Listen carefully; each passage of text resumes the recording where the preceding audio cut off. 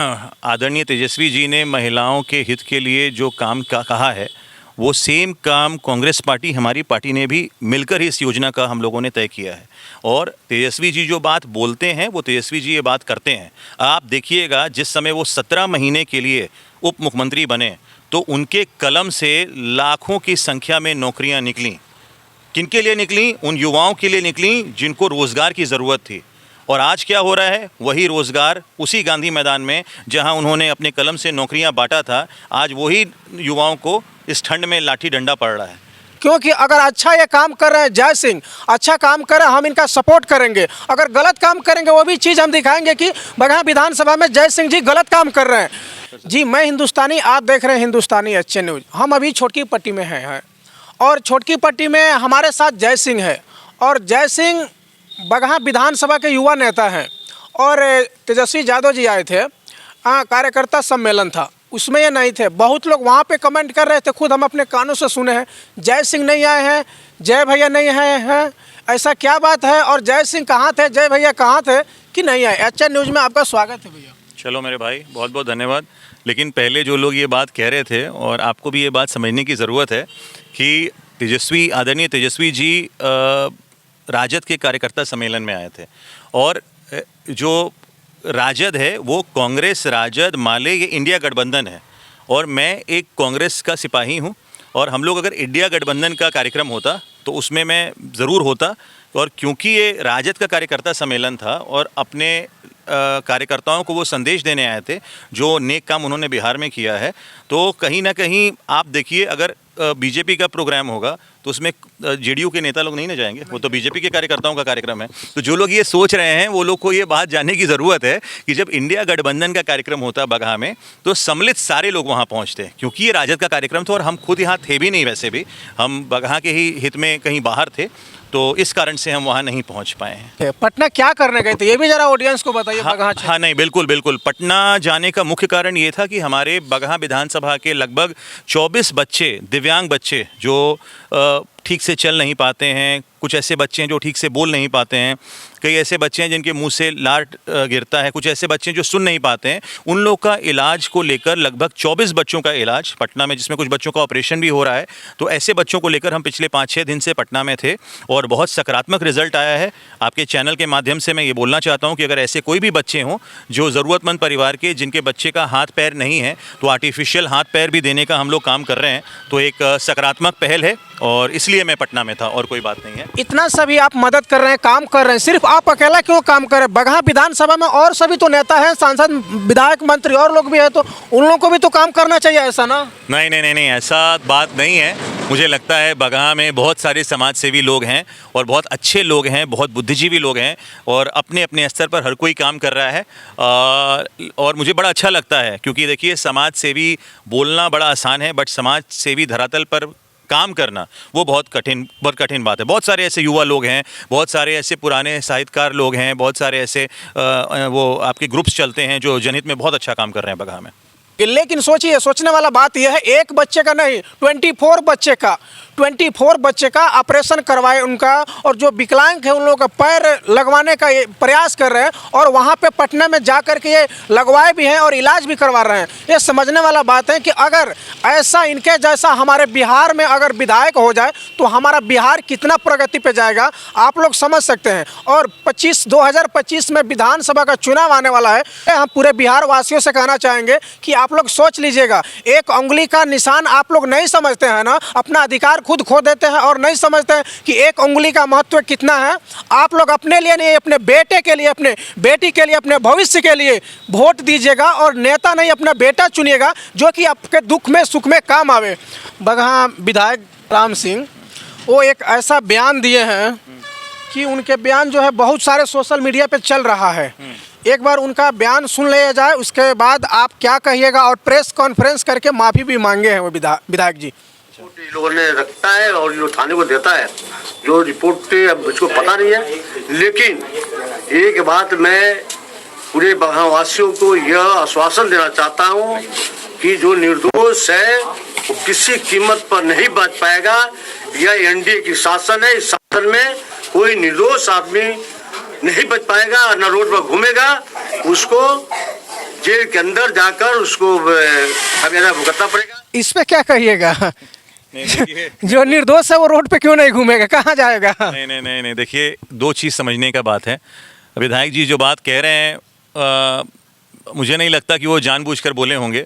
जब आप कभी चैनल को फेस करते हैं तो आपके ऊपर प्रेशर भी रहता है। कई बार आप घबराहट में या कई बार एक्साइटमेंट में कुछ ऐसा बोल जाते हैं जिसका आपको रियलाइज़ नहीं होता कि उस समय आप क्या बोल दिए, लेकिन बाद में मुझे पक्का ये विश्वास है कि बाद में उन्हें ये एहसास हुआ होगा, जैसा आप बता रहे हैं अभी कि उन्होंने प्रेस कॉन्फ्रेंस करके शायद बोला भी कि उनसे गलती हुई। तो ये कोई बहुत बड़ा मुद्दा नहीं है। मुझे लगता है विधायक जी से बोलते बोलते ये कुछ निकल गया। अभी मैं कुछ बोल रहा हूँ, आपको इंटरव्यू दे रहा हूँ, और बाई चांस मेरे से कोई ऐसा बात निकल जाता है तो इसका मतलब ये नहीं है कि हाँ मेरी सोच वैसी है या मैं उस हिसाब से आप लोगों को बताना चाहता हूँ। ये स्लिप ऑफ टंग है और इसके लिए मुझे नहीं लगता इसको कोई मुद्दा बनाने की ज़रूरत है। और सोशल मीडिया पे तो चल रहा है ये चर्चा। सोशल मीडिया पे तो क्या नहीं चलता है, तो रील का ज़माना है। रील पे तो आप देखिए बहुत सारी चीज़ें चल रही हैं, लेकिन इसमें मुझे नहीं लगता वो ऐसा बोलेंगे कि हाँ जितने जो निर्दोष लोग हैं या दोषी लोग हैं, जो भी उन्होंने डिफ्रेंशिएट किया कि निर्दोषों को जेल भेजा जाएगा, ये सेंसिबल आदमी तो नहीं बोलेगा। वो गलती से उनसे निकल गया, ये बात मुझे लगता है कहीं ना कहीं गलती से निकला है, और ये कोई बहुत ऐसा विषय नहीं है। और वो बाद में उनका बड़कपन है कि वो वापस से आके जनता के बीच में अगर माफ़ी मांगे हैं तो ये बहुत बड़ी बात है। क्योंकि अगर अच्छा ये काम कर रहे हैं जय सिंह, अच्छा काम कर रहे हैं, हम इनका सपोर्ट करेंगे। अगर गलत काम करेंगे वो भी चीज़ हम दिखाएंगे कि बगहा विधानसभा में जय सिंह जी गलत काम कर रहे हैं। लेकिन अब हम और सभी ग्राउंड में जाते हैं तो सर्वे में आपका नाम आ रहा है, बहुत जगह जो है कि सर्वे में लिस्ट में आपका नाम प्रथम पे आ रहा है। इस पर क्या कहिएगा? देखिए, सर्वे तो मान लीजिए अलग अलग पार्टीज़ कराती हैं, अलग अलग संगठन करता है। कल भी परसों भी एक व्यक्ति आए हुए थे सर्वे करने, बताया कि भैया हम लोग अलग अलग जगह घूमे हैं और आपका नाम सारा जगह। तो देखिए एक बात समझा जाए, बगहा विधानसभा 29 पंचायत का विधानसभा है और 29 पंचायत में वो हर घर को मैं अपना घर समझता हूँ और वो एक परिवार है। अगर मान लीजिए कोई व्यक्ति, ज़रूरतमंद व्यक्ति, जो किसान, जो जिसको भी ज़रूरत रहती है, उनके लिए हम लोग संरक्षण के लिए खड़े रहते हैं। और मैं इसे अपनी अकाउंटेबिलिटी समझता हूँ, अपनी रिस्पॉन्सिबिलिटी समझता हूँ। अगर कोई व्यक्ति परेशान है, अगर किसी व्यक्ति को किसी तरह का मदद चाहिए या व्यक्ति को लगता है कि हाँ हम लोगों को एक संरक्षण की ज़रूरत है, तो एक परिवार के नाते उनका संरक्षण करना मेरा कर्तव्य बनता है। और इसीलिए एक व्यक्ति विधानसभा का चुनाव लड़ता है या लोकसभा का चुनाव लड़ता है। चुनाव हारने के बाद शायद ही कोई दिन होगा जब मैं अपने परिवार के लिए, अपने लोगों के लिए नहीं खड़ा रहा। और आज भी एक विश्वास के साथ मैं जीता हूं कि हर दिन कुछ ऐसा काम किया जाए जिससे एक ज़रूरतमंद परिवार का भला हो सके, तब जाकर मुझे ऐसा लगेगा कि I am contributing something for the people of Bagaha. तो मैं संकल्पित हूं कि अपने परिवार के लिए, अपने लोगों के लिए जहां ज़रूरत पड़ेगा, with all my hard effort I will put in. और मेरे माध्यम से अगर किसी का भला हो जाता है तो इससे बड़ी खुशी, इससे बड़ी जो कहते हैं ना, आपको अंदर से ये फील होता है कि मेरा कंट्रीब्यूशन जो है वो सक्सीड हुआ। तो ये विश्वास मानिए, क्या सर्वे आ रहा है, क्या सर्वे नहीं आ रहा, क्या चुनाव आएगा, क्या चुनाव जाएगा, एक चीज़ के लिए संकल्पित हूँ, बगहा का बेटा हूँ, बगहा में जन्मा हूँ, बगहा के लोगों के लिए जब ज़रूरत पड़ेगा उनके हक़ के लिए लड़ेंगे, जब ज़रूरत पड़ेगा उनके हक़ के लिए संरक्षण करेंगे, जब ज़रूरत पड़ेगा उनके हक़ के लिए ढाल बनेंगे। और जहाँ तक संभव होगा, चाहे महिलाओं हों, किसान हों, बच्चे हों, युवा हों, वृद्धा हों, इन सब की आवाज़ को आगे लेकर जाना मेरी प्राथमिकता रही है। पढ़े लिखे लोग हैं, युवा हैं, संघर्ष करना जानते हैं, लड़ना जानते हैं, आंदोलन करना जानते हैं और अपने हित के लिए बगहा का परचम बिहार के सबसे उच्च स्तर पर लेकर जाएं, इसके लिए हर वह संभव प्रयास किया जाएगा जो मेरे से बन पड़ेगा। तेजस्वी जी एक योजना लाए हैं, माई बहन मान योजना जी, आप उसके बारे में पढ़े हैं? योजना के बारे में उस पर लिखा हुआ है कि सभी महिलाओं को 2500 रुपया और 500 रुपये में सिलेंडर देंगे और बूढ़ा पेंशन 400 से लेकर के 1500 हम करेंगे। उस पर आप क्या कहिएगा? देखिए, सबसे पहले तो दो चीज़ समझिए। आदरणीय तेजस्वी जी ने महिलाओं के हित के लिए जो काम का कहा है, वो सेम काम कांग्रेस पार्टी, हमारी पार्टी ने भी मिलकर ही इस योजना का हम लोगों ने तय किया है। और तेजस्वी जी जो बात बोलते हैं वो तेजस्वी जी ये बात करते हैं। आप देखिएगा, जिस समय वो 17 महीने के लिए उप मुख्यमंत्री बने तो उनके कलम से लाखों की संख्या में नौकरियां निकलीं। किनके लिए निकलीं? उन युवाओं के लिए निकलीं जिनको रोज़गार की ज़रूरत थी। और आज क्या हो रहा है? वही रोज़गार उसी गांधी मैदान में जहां उन्होंने अपने कलम से नौकरियां बांटा था, आज वही युवाओं को इस ठंड में लाठी डंडा पड़ रहा है। तो ये जो बात है, ये कोई गलत बात नहीं है। अगर वो महिलाओं के लिए कुछ करना चाहते हैं तो वो माई बहन योजना के माध्यम से एक बहुत बड़ा उपकार होने जा रहा है हमारी बहनों के लिए, हमारी माताओं के लिए। तो कहीं ना कहीं ऐसे स्कीम्स का मैं स्वागत करता हूं और हमारे आदरणीय अखिलेश प्रसाद सिंह जी ने ये बोला है कि हम लोग भी इस स्कीम को मिलजुल कर तैयार किए हैं और इस स्कीम का बहुत बड़ा लाभ बिहार की महिलाओं को मिलने जा रहा है। पटना में 26 दिन, आज 25-26 दिन हो गया सत्याग्रह आंदोलन चल रहा है बीपीएससी को लेकर के। 17वीं बीपीएससी अभ्यर्थी कर रहे हैं गर्दनी बाग में। वहाँ पे कड़ाके की ठंड में वाटर कैनन का छिड़काव किया गया। उन गरीब बच्चों के ऊपर लाठियाँ चलाई गई। वो सभी गरीब के बच्चे थे, ना ही अमीर के बच्चे थे। अगर वहीं बच्चे अगर सांसद, विधायक, मंत्री के बेटे रहते तो उनके ऊपर लाठियाँ नहीं चार्ज किया जाता। ये बिहार के लोगों से हम पूछना चाहते हैं, क्योंकि वो गरीब के लोग थे, गरीब के बच्चे थे, इसीलिए उन पर लाठी चार्ज किया गया। उस पर आप क्या कहिएगा? जो कड़ाके की ठंड में बच्चे, उनके पास पानी लाने के लिए पैसा नहीं। हम खुद गए थे वहाँ पे गर्दनी बाग में, बोल रहे थे कि हम लोग कोई फंडिंग नहीं कर रहे हैं, जो लोग ला करके दे रहा है हम लोग उसी से काम चला रहे हैं, पानी खरीदने के लिए पैसा नहीं है। देखिए, बीपीएससी का जो ये पूरा मामला है, ये एक ऐसा मामला है जो हर व्यक्ति को मजबूर कर देता है और वो शर्म करता है कि मैं एक बिहारी हूँ, मैं बिहार से आता हूँ। आप समझिए, एक एग्ज़ामिनेशन जो इतना रिकॉग्नाइज एग्ज़ामिनेशन है, वो एग्ज़ामिनेशन का डेट आता है, पेपर क्लिक होता है, फिर ये डेट चेंज होता है, फिर पेपर करवाया जाता है। बच्चे 1 साल, 2 साल, 4 साल क्या मेहनत करते हैं, उनके परिवार के लोग का कितना पैसा लगता है, सरकार कब ये समझ पाएगी या समझेगी?